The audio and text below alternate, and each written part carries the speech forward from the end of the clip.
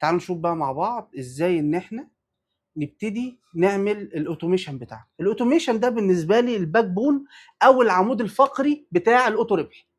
العمود الفقري، ليه العمود الفقري؟ تعالى تخيل معايا كده ان انت عندك شويه منصات سوشيال ميديا، حلو، وعندك ايميلات، وعندك واتساب، وعندك ماسنجر، اوكي، وعندك يا سيدي موقع الكتروني. عشان تربط ان كل ده يتم بشكل تلقائي واوتوميتد ويبقى مربوط كله في بعضه، اوكي، هنا من عندي من الاوتوميشن من خلال الورك فلو اللي احنا هنعمله مع بعض. طيب تعال نتخيل مع بعض سيناريو. قبل ما تشتغل في الورك فلو لازم تبقى راسم الورك فلو من بره مع العميل بتاعك. ازاي؟ انا دلوقتي كعميل عايز الناس، هتخيل معايا، عايز الناس اول ما انزل الكونتنت، خلاص احنا عملنا الكونتنت ونزلناه اهو، حلو، وحاطين في اول كومنت اللينك بتاعنا، وهنعرف ازاي نعمل ده، تمام؟ بس احنا خلاص عملنا الخطوه دي اوريدي، اوكي. طيب ايه اللي بيحصل بعد كده؟ العميل بيدخل بيدوس على الويب سايت عندي. عايز لما العميل يدوس على الويب سايت على اللينك، يدخل على اللينك، بعد كده يحط ايميله في الفورمولا تظهر له، بعد كده يتبعت له ايميل بالكتاب عنده على الايميل بتاعه، حلو، وبعد 24 ساعه يتبعت له ايميل تاني ان انت عشان انت قريت الكتاب ووصل لك الكتاب ادخل شوف الكورس بتاعي اللي انا عامله، تمام. طب تعالوا نشوف ده احنا عملناه ازاي. لو دوست كده على الحاجات اللي انا عاملها قبل كده عندي، فده بكل بساطه عندي الفورم كده. اول ما بيعمل سبميت على الفورم، ماشي، العميل بيعمل في ويت، الوقت على طول 30 ثانيه بس.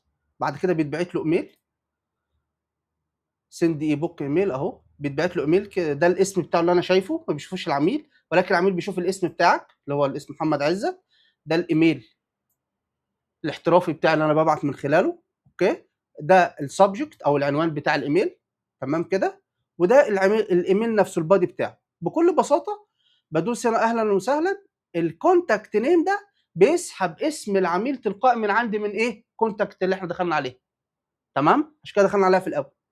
فاحنا دلوقتي بيسحب اسم الايميل تلقائي. طيب حلو جدا، ايه كمان عندي؟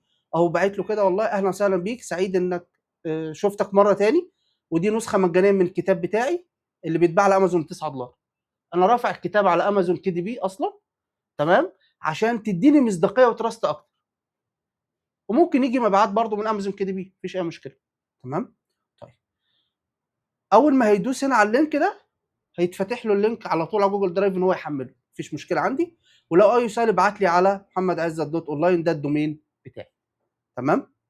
طيب زي الفل.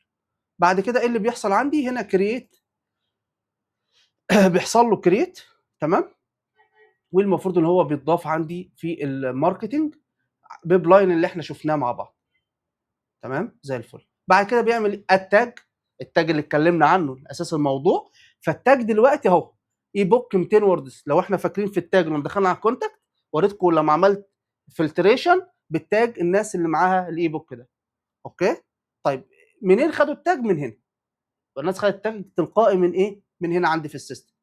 طيب هيتبعت لها ايميل تاني، اوكي، كورس محمد عزت بخصم 50 90% مخصوص ليك، عشان هو شافني خلاص، عرفني، عرف مين محمد عزت، وحمل الكتاب بتاعي كليد ماجنت، فدلوقتي يقدر ان هو ياخد الخطوه اللي فيها تراست او ثقه، ان هو ياخد الكتاب الكورس بتاعي وشارح له تفاصيل الكورس بكل بساطه، رابط الاشتراك في الكورس، ولو هو عايز يتواصل معي على الواتساب لو عنده اي استفسار، اوكي.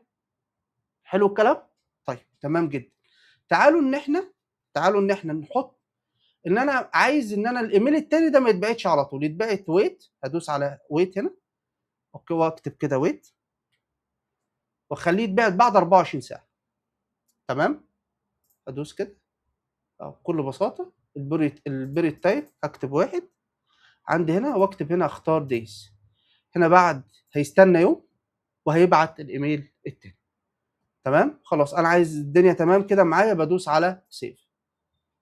طيب ده لو حد عمل للفورم على طول عندي بكل بساطه. طيب ايه اللي حصل ده؟ اللي حصل ده بكل بساطه ورك فلو منطقي. يعني ايه منطقي؟ يعني والله بيقول لك لو العميل عمل كذا هيحصل كذا، عمل كذا هيحصل كذا. فانا عندي هنا حاجه اسمها تريجر. التريجر ده هو المحرك، زي ما انت بتدوس على الزرار عشان تشغل عربيه، تمام؟ ده المحرك بتاعك. زي ما بتدوس على الولاعه، على زرار الولاعه عشان تطلع نار، فده التريجر المحرك بتاعك. اوكي؟ فالتريجر بتاعك لازم يكون اكشن عمله العميل، تمام؟ عشان تبتدي تاخد عليه بعد كده انت الاكشنز بتاعتك انت الشخصيه. فدي اكشنز. الويت ده انتظار، انت عملت اكشن، حركه، قلت للسيستم اوتو ربح انتظر يا اوتو ربح 30 ثانيه، 30 ثانيه، تمام؟ بعد كده ابعت الايميل ده اللي انت كاتبه له، حلو؟ بعد كده اعمل لي والله دي فرصه عندي في البيب لاين بتاعي. بعد كده حط له تاج. اوكي؟ بعد كده انتظر 24 ساعه مره كمان، او دي او يوم، وابعت له الايميل التاني. ممكن ابتدي اعمل سلسله من الايميلات المتواصله مع العميل، ابني معاه علاقه قويه جدا. يعني ممكن ابعت العميل بعد كده كويز او فورم يملاه، ايه رايك مثلا في الكورس او في الكتاب، او لو عندك استفسار ابعته. اوكي؟ مثلا على حسب. فانا دي من الحاجات المهمه جدا، التفكير قبل الشغل. الادوات سهله جدا وبسيط التنفيذ بتاعها، مش صعب خالص. ولكن الفكره في ايه؟ ان انا يكون عندي العقليه بتاعت الماركتنج اصلا، وبتاعت ان انا ازاي اكون ببني فعليا طريق واضح للعميل بتاعي. من اول ما العميل بتاعي يشوف الكونتنت بتاعي هيروح فين، طب بعد ما يروح هيشتري مني ازاي، هيشتري امتى، هتواصل معاه ازاي، هعمل معاه فولو اب بأني طريقه. كل ده بيتم ترجمته من خلال اوتو ربح. تمام؟ طيب ممتاز جدا. نرجع من هنا، تعالوا نبني مع بعض الورك فلو بتاعت انستجرام. ماشي؟ بكل بساطه بدوس على كرييت ورك فلو، ستارت فروم سكراتش، بدايه خالص نبنيها احنا مع بعض. بيدينا حته هنا بالاي اي ان انت ممكن تشرح له بالاي اي اللي انت عايزه، وهو هيدي لك البيب لاين كده تبتدي تشتغل عليه. ولكن الافضل مثلا دلوقتي ان احنا لا، احنا عايزين حاجه معينه في دماغنا هنعملها. فالاول حاجه التريجر بتاعي. التريجر ايه؟ ان حد هيعمل لي كومنت على انستجرام، صح كده؟ فبدوس على التريجر من هنا اهو تاني، اد نيو تريجر، واكتب هنا انستجرام اهو، انستجرام كومنت اون ابوست، اختارها. بعد كده اختار الصفحه من هنا، بيج از معزه دي اللي انا رابطها. اوكي؟ البوست ببلش ولا كاستم؟ لا بالنسبه لي ببلش. ممكن ان انا اختار بوست لسه هيتم نشره اصلا، فانا هنا ببلش. اوكي؟ طيب البوست از ايه؟ اختار بقى البوستات بقى بتاعتي. في ميزه حلوه قوي ان انا كاتب لي التاريخ جنب البوست، مش بس اسمه. في الاستراتيجي اللي احنا عاملينها هو الاسماء طبيعي بتتكرر نفس ولكن تاريخ النشر مختلف. فابتدي ان انا ممكن اضيفه على فيديو بعينه او حاجه بعينها من هنا، تمام؟ فهضيفه على اللي هو نزل يوم 29 ماي، تمام كده؟ حلو قوي. بيقول لك ايه؟ مهمه دي. بيقول لك تتبع اول كومنتس بس، تمام؟ ولا تتبع كله؟ انا بالنسبه لي كله، فدي بسيبها ما بلعبش فيها. بعد كده بدوس سيف تريجر عندي. فكده احنا عملنا اول تريجر معانا، ده اللي هو الزناد بالظبط. اول ما العميل هيعمل ده، ايه اللي المفروض يحصل؟ تعالوا نتخيل مع بعض. هو العميل عمل لي كومنت، فانا محتاج ان انا ابعت له رساله في الدي ام، لان انا مثلا في الفيديو قايل سيب لي كومنت مثلا بكلمه الفلانيه، تمام؟ عشان ابعت له رساله في ايه؟ في الدي ام. يبقى انا هنا عندي الاكشن، هدوس على الزائد دي، تمام؟ هكتب انستجرام اهو، اول ما انستجرام دي ام، تمام؟ ادوس عليها. في حاجه من الاثنين عندي.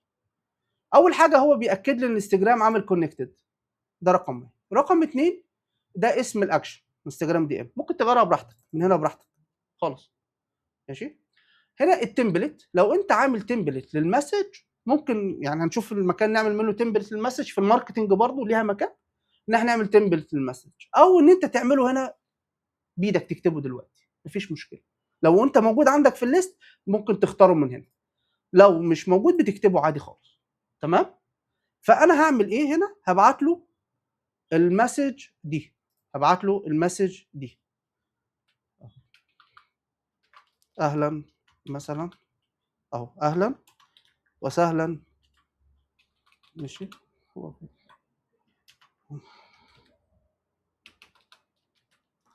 وسهلا بك. اوكي، واكتب له مثلا الموقع الالكتروني بتاعي محمد عزت دوت اونلاين. اونلاين، تمام.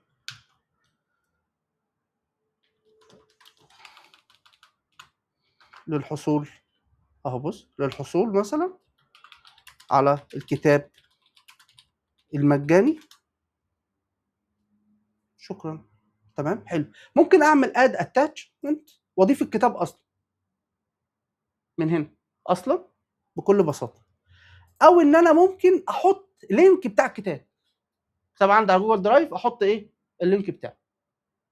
اوكي، طيب بتلاقي زرار مكتوب عليه بتاع الكتاب، بتدوس عليه لا اما بيحمل الكتاب لا اما بيوديه على اللينك. طيب ادوس سيف اكشن هنا بالنسبه لي، فخلاص كده بالنسبه لي تمام. طيب هعمل ايه بعد كده؟ انا عايز لما يحصل ده العميل ده يتحط له ايه؟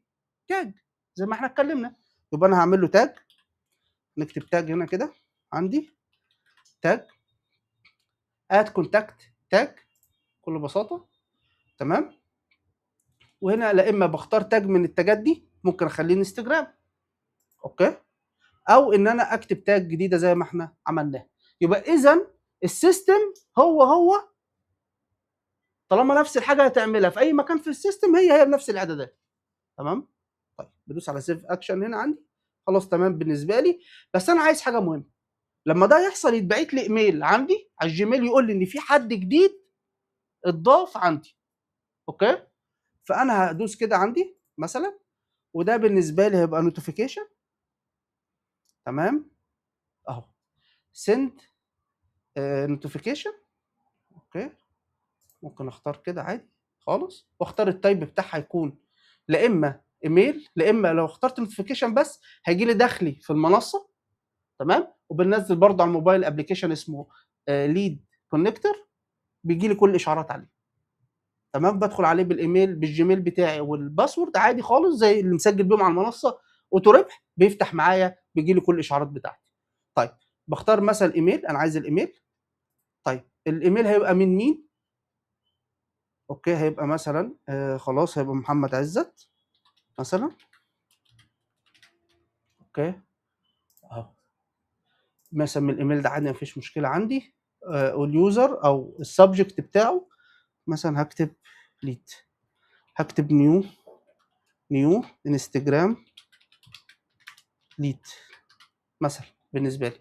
لو في تمبلت برضه بنفس القصه نفس الفكره، مفيش تمبلت بكتبها عندي.